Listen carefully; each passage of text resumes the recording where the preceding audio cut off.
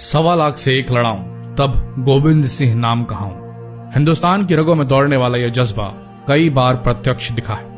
1962 की जंग में चीन के सामने हिमालय से अडिग खड़ा रहने वाले गढ़वाल राइफल के जवान राइफलमैन जसवंत सिंह की दास्तान आज भी अमर जवान ज्योति की लौ बनकर जिंदा है।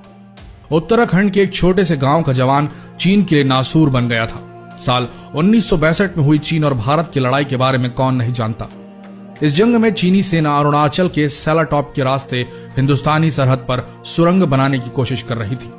उसे गुमान था कि दूसरी तरफ भारतीय सैनिकों को मार गिराया गया है। तभी सामने के 5 बंकरों से आग और बारूद के ऐसे शोले निकले जिसने चीनी सेना के 300 जवानों को देखते ही देखते ढेर कर दिया था। चीनी फौज सख्ते में आ गई कि न जाने सामने हिंदुस्तान की कितनी बड़ी बटालियन तैनात है। 72 घंटों के लंबे सिलसिले के बाद धमाकों का शोर थम गया। आगे बढ़े चीनी सैनिक यह देखकर हैरान हो गए कि सामने घायल पड़े बस एक फौजी ने सारी चीनी जमात की कमर तोड़ दी थी। वह शख्स था 1 मैन आर्मी गढ़वाल राइफल की डेल्टा कंपनी का राइफलमैन जसवंत सिंह रावत। कौन है राइफलमैन जसवंत सिंह? जसवंत सिंह जब 17 साल की उम्र में पहली कोशिश में फौज में भर्ती नहीं हो पाए तो हार नहीं मानी। उन्होंने फिर कोशिश की और बतौर राइफलमैन सेना में भर्ती हुए। उत्तराखंड के पौड़ी गढ़वाल में जसवंत सिंह रावत का जन्म हुआ था। उनकी मां ने भले ही बचपन में उन्हें हर बला से बचाने के लिए काला टीका लगाया हो, लेकिन वह खुद ऐसे महावीर निकले जिनका गौरव अजर अमर रहा। बहादुरी से चीनी सेना भी प्रभावित हुई। कहा जाता है कि चीनी सैनिक उनके सिर को काट कर ले गए।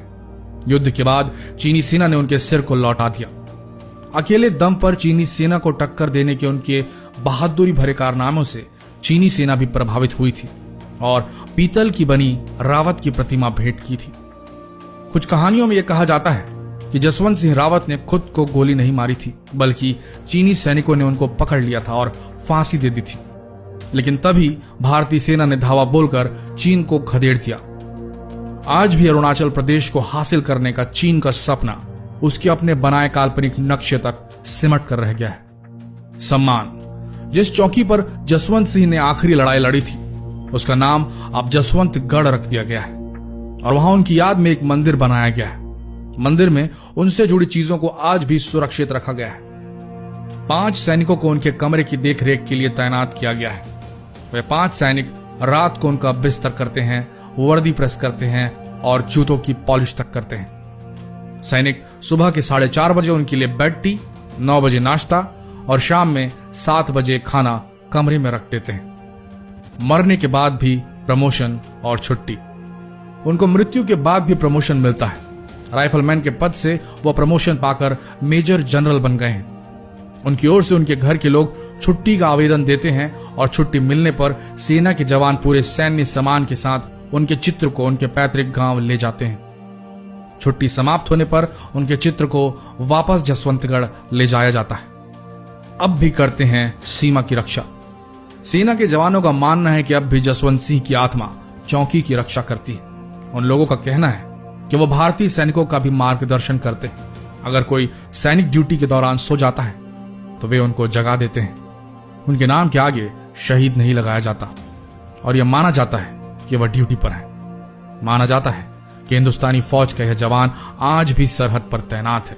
उसके नाम के आगे स्वर्गीय नहीं लिखा जाता। सरहद पर उनका मंदिर है जहां उनके साजो सामान के साथ उनके यूनिफॉर्म का खास ख्याल रखा जाता है।